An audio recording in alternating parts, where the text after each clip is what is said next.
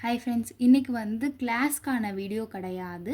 இன்றைக்கி வந்து நிறையா பேர் விடுற பேசிக்கில் விடுற மிஸ்டேக், அதாவது நீங்கள் அனுப்பின ஹோம்ஒர்க்லேருந்து நான் பார்த்த நிறையா மிஸ்டேக்ஸை வந்து எப்படி நீங்கள் ஒழுங்காக போடணும் அப்படின்ற சொல்கிற கிளாரிஃபிகேஷன் தான்.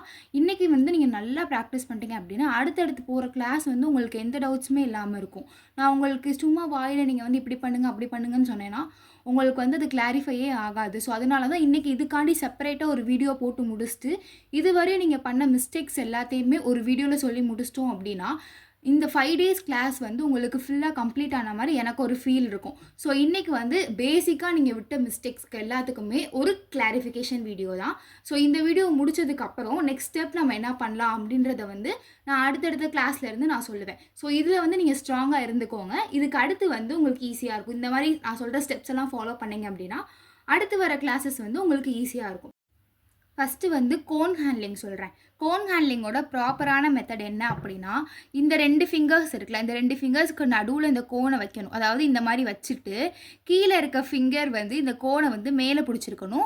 மேலே இருக்க ஃபிங்கர் வந்து நகராமல் பார்த்துக்கணும்.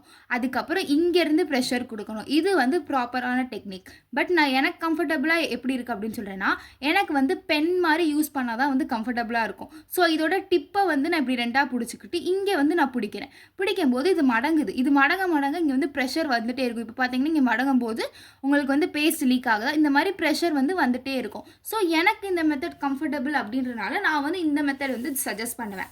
உங்களுக்கு எந்த மெத்தட் கம்ஃபர்டபுளோ அந்த மாதிரி நீங்கள் பண்ணிக்கலாம். இப்போ நான் இங்கே பிடிச்சிருக்கேன்னா இங்கே மடங்கிருச்சா, இந்த இடத்துல நான் ப்ரெஷர் கொடுக்கும்போது பேஸ்ட் வந்து ஆட்டோமேட்டிக்காக வரும். ப்ரெஷரும் என்னோட கண்ட்ரோலுக்குள்ளே இருக்கும். ப்ரெஷர் ஹேண்ட்லிங் அப்படின்னா ஃபஸ்ட்டு வந்து நான் லைட்டாக லைன் போடும்போது இங்கேருந்து லைட்டாக ரொம்ப லேஸாக ப்ரெஸ் பண்ணணும். ரொம்ப லேஸாக நான் ப்ரெஸ் பண்ணேன் அப்படின்னா அந்த லைன் வந்து ஒல்லியாக வரும். ஓகேவா? இப்போ எனக்கு வந்து கொஞ்சம் பெருசாக திக்காக லைன் வேணும் அப்படின்னா நான் கொஞ்சம் அழுத்தி ப்ரெஸ் பண்ணுறேன். இப்போ பார்த்தீங்கன்னா இந்த லைனுக்கும் டிஃப்ரென்ஸ் தெரியுதா? எனக்கு ரெஃபரன்ஸ் லைன் வேணும். ரெஃபரன்ஸ் லைன் வந்து நிறைய பேர் நார்மல் லைன் மாதிரியே ரெஃபரன்ஸ் லைன் வந்து போட்டிருந்தீங்க. ரெஃபரன்ஸ் லைன் வந்து நீங்கள் நார்மலாக உங்களுக்கு போட வரல அப்படின்னா டாட்டட் லைன்ஸ் வந்து யூஸ் பண்ணுங்கள். பார்த்தீங்கன்னா குட்டி குட்டியாக டாட் வச்சுட்டு இந்த ரெஃபரன்ஸ் லைன் மாதிரி நீங்கள் வந்து யூஸ் பண்ணிக்கலாம். நார்மல் லைன் மாதிரி போடாதீங்க. ரெஃபரன்ஸ் லைன் வந்து டாட்டட் லைன் கூட நீங்கள் யூஸ் பண்ணிக்கலாம். நார்மலாக எப்படி ரெஃபரன்ஸ் லைன் போடணும், அதுவுமே டாட் மாதிரி தான் வரணும். இந்த மாதிரி தான் இருக்கணும். இதில் பார்த்தீங்கன்னா உங்களுக்கு டிஃப்ரென்ஸ் தெரியும். நான் வந்து நார்மலாக போட்டிருக்க லைனுக்கும் ரெஃபரன்ஸ்க்கான லைனுக்கும் பாருங்கள் எவ்வளோ டிஃப்ரென்ஸ் இருக்குது, எவ்வளோ அதோட திக்னஸில் எவ்வளோ டிஃப்ரென்ஸ் இருக்குதுன்னு பார்த்துக்கோங்க. இந்த மாதிரி தான் உங்களோட ரெஃபரன்ஸ் லைன் வந்து இருக்கணும். இது முடித்ததுக்கப்புறம் நீங்கள் என்ன மிஸ்டேக் விடுறீங்க அப்படின்னா, திக் லைனில் வந்து செம்மையாக எல்லாருமே சொதப்பி வச்சிட்டிங்க. திக் லைன் வந்து நீங்கள் எப்படி போடுறீங்க அப்படின்றத ஃபஸ்ட்டு நான் சொல்கிறேன். முதல்ல வந்து ஃபஸ்ட்டு ஒரு லைன் போட்டிருக்கீங்க. அதுக்கு அடுத்து லைன் வந்து இவ்வளோ தூரம் தள்ளி போட்டுட்டு இது வந்து உங்களுக்கு ஒரு தடவை நான் வந்து என்ன சொன்னேன், ஒரு தடவை ஃபில் பண்ணாலே இது வந்து ஃபில் ஆயிரும் அப்படின்னு சொன்னேன். அப்போ இவ்வளோ இருக்க கேப் வந்து நீங்கள் ஃபில் பண்ணணும் அப்படின்னா திரும்ப இப்படி நல்லா நீங்கள் வச்சு ஃபில் பண்ணுறீங்க. அதனால் இந்த திக் லைன் பார்க்கவே நல்லாவே இல்லை. திக் லைனுக்கு வந்து எவ்வளோ கேப் விடணும் அப்படின்னா ஃபஸ்ட்டு ஒரு லைன் போட்டுக்கோங்க. இவ்வளோ தான். ஒரு ஸ்கேலில் வந்து ஒரு லைன் இருக்கும்ல, 1 இன்ச் அவ்வளோதான் கேப் விடணும். அந்த மாதிரி கேப் விட்டுட்டு இங்கேருந்து நீங்கள் திரும்ப போடணும். திக் லைன் போடும்போது உங்களுக்கு எந்த லைன், இந்த லைனை பார்த்துட்டே நீங்கள் கீழே லைன் போட்டிங்கன்னா அந்த லைன் வந்து ஸ்ட்ரைட்டாக வந்துடும். ஓகேவா? இப்போ வந்து இந்த 2 லைன் இருக்கா, இது வந்து நான் நார்மலாக ஃபில் பண்ணேன் அப்படின்னா அது ஈஸியாக ஃபில் ஆயிரும். அதே ப்ரெஷர் கொடுத்துட்டு நான் ஃபில் பண்ணுறேன் அப்படின்னா அது ஃபில் ஆயிரும். நல்லா நீங்கள் ஒட்டி போட்டு ஃபில் பண்ணிங்க அப்படின்னா திக் லைன் வந்து ஈஸியாக ஃபில் ஆயிரும். திரும்ப இன்னொரு தடவை நான் சொல்கிறேன். ஃபஸ்ட் நான் ஒரு லைன் போடுறேன். அந்த ஃபஸ்ட்டு போட்டிருக்க லைனவே நான் பார்த்து போட்டேன் அப்படின்னா எனக்கு செகண்ட் போட்டிருக்க லைன் வந்து ஈஸியாக அழகாக ஃபார்ம் ஆயிரும். ஓகேவா? அதுக்கு அடுத்து நான் வந்து ஃபில் பண்ணுறேன்.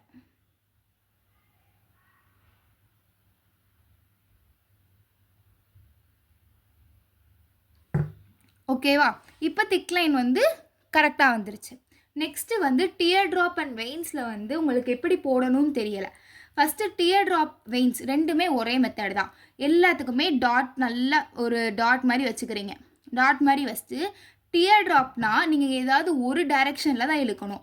அதாவது இப்படி கோடு வந்து கோன்லேருந்து போடக்கூடாது. ஓகேவா? அப்படி ஒரு கோடு அந்த டாட்லேருந்து இப்படி ஒரு கோடு போடக்கூடாது. அந்த பேஸ்ட் இருக்குல்ல, அந்த பேஸ்ட்டை தான் வந்து நீங்கள் இழுக்கணும். ஓகேவா? அந்த பேஸ்ட்டை தான் நீங்கள் வந்து இழுக்கணும். அந்த கோடு வந்து இப்படி டாட் வச்சுட்டு இப்படி ஒரு கோடு போடக்கூடாது. அந்த பேஸ்ட்டை தான் நீங்கள் வந்து இழுத்து விடணும். இது டியர் ட்ராப். வெயின்ஸுக்கு என்ன பண்ணுவோம், பேஸ்ட்டை நல்லா ஃபில் பண்ணிவிட்டு கீழே ஒரு கோடு மாதிரி இழுக்கணும் பேஸ்ட்டை. அதே மாதிரி மேலே ஒரு கோடு மாதிரி இழுக்கணும். ஓகேவா? இப்போது நிறையா லீவ்ஸ்லாம் நீங்கள் பார்த்தீங்க அப்படின்னா உங்களுக்கு வந்து அரேபிக் டிசைன்ஸில் தான் வந்து லீஃப் வந்து வெயின்ஸ் வச்சே நம்ம யூஸ் பண்ணியிருப்போம். நம்ம லீஃப் டிசைனில் கூட காமிச்சிருப்பேன் லீவ்ஸ் வந்து எப்படி போடணும் அப்படின்றது.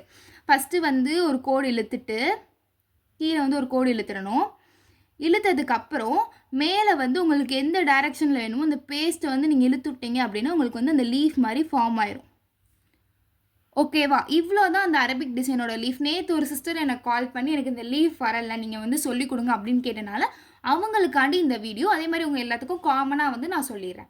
நெக்ஸ்ட்டு நீங்கள் எதில் இது மிஸ்டேக் விடுறீங்க அப்படின்னா டாட்ஸில் வந்து ரொம்ப மிஸ்டேக் விடுறீங்க. டாட்ஸ் வந்து நான் சொல்லும் போது எப்படி சொன்னேன்னா ஒரு சர்க்கிள் போட்டு அதுக்குள்ளே வந்து ஃபில் பண்ணாதீங்க, அது தப்பான மெத்தட் அப்படின்னு சொன்னேன். டாட்ஸ் வந்து எப்படி வைக்கணும் அப்படின்னா உங்களோட ப்ரெஷர் தான் வந்து டாட்ஸ் பொறுத்தளவு. நீங்கள் எவ்வளோ ப்ரெஷர் கொடுக்குறீங்களோ அந்த பேஸ்ட் வந்து ஃபில் ஆகும். இப்போ நான் நல்லா ப்ரெஷர் கொடுக்க அந்த பேஸ்ட் வந்து ஃபில் ஆகுது. அதை விட நான் கொஞ்சம் கம்மியாக ப்ரெஷர் அதாவது ப்ரெஷர் வந்து ஒரே அளவு தான் கொடுக்குறேன்.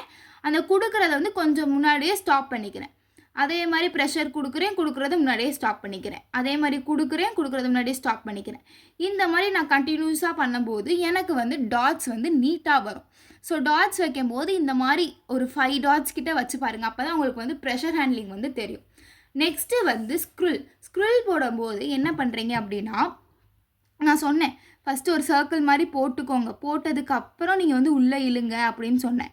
உங்களுக்கு அந்த சர்க்கிளே ஒழுங்காக வரல, அதுதான் இங்கே மிஸ்டேக்கு.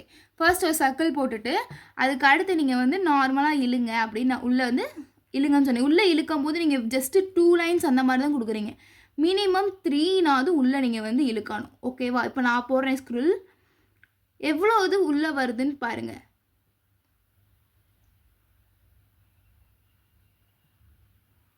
இந்த மாதிரி தான் நீங்கள் வந்து ஸ்க்ரில் போடணும். நீங்கள் என்ன பண்ணுறீங்க அப்படின்னா நார்மலாக இப்படி ஒன்று போட்டுட்டு சும்மா பேருக்குன்னு ஒரு 2 மட்டும் இப்படி இழுத்துட்டு விட்டுறீங்க. இது ஸ்க்ரில் கிடையாது. ஸ்க்ரில்ன்றது வந்து ஒரு 3 to 4 லேயர்ஸ்னாலும் இன்சைடு வந்து இருக்கணும். அதுதான் வந்து ஸ்க்ரில். ஓகேவா? நெக்ஸ்ட்டு வந்து உங்களுக்கு ஸ்க்ரில் போடும்போது எனக்கு வந்து வரலை, எனக்கு வந்து சர்க்கிள் வந்து பர்ஃபெக்டாக வரல அப்படின்னா மேலே அதாவது ஆப்போசிட் வந்து ஒரு கோடு போட்டுக்கோங்க ரெஃபரன்ஸுக்காண்டி. இப்போ இந்த கோடை வந்து ஜாயின் பண்ணிங்க அப்படின்னா உங்களுக்கு வந்து சர்க்கிள் வந்து ஈஸியாக ஃபார்ம் ஆயிரும். ஸோ இந்த மாதிரி சர்க்கிள் வந்து போட்டு பழகுங்க. ஓகேவா? நெக்ஸ்ட்டு வந்து என்ன பண்ணுறீங்க அப்படின்னா உங்களுக்கு வந்து ஃபில்லிங்ஸில் வந்து நீங்கள் நிறையா மிஸ்டேக் விடுறீங்க. ஃபில்லிங்ஸ் அப்போது நீங்கள் ரொம்ப குழம்பிட்டீங்க. ஃபஸ்ட்டு நெகட்டிவ் ஃபில்லிங்ஸ்னால் என்ன அப்படின்னு சொல்லிடுறேன். நெகட்டிவ் ஃபில்லிங்ஸுன்றது வந்து 75% வந்து டிசைன்ஸ் இருக்கணும், 25% வந்து ஃபில்லிங்ஸ் இருக்கணும். அதுதான் வந்து நெகட்டிவ் ஃபில்லிங்ஸ். நான் அதோட பிக்சர் வந்து இந்த வீடியோவில் ஆட் பண்ணுறேன். ஓகேவா?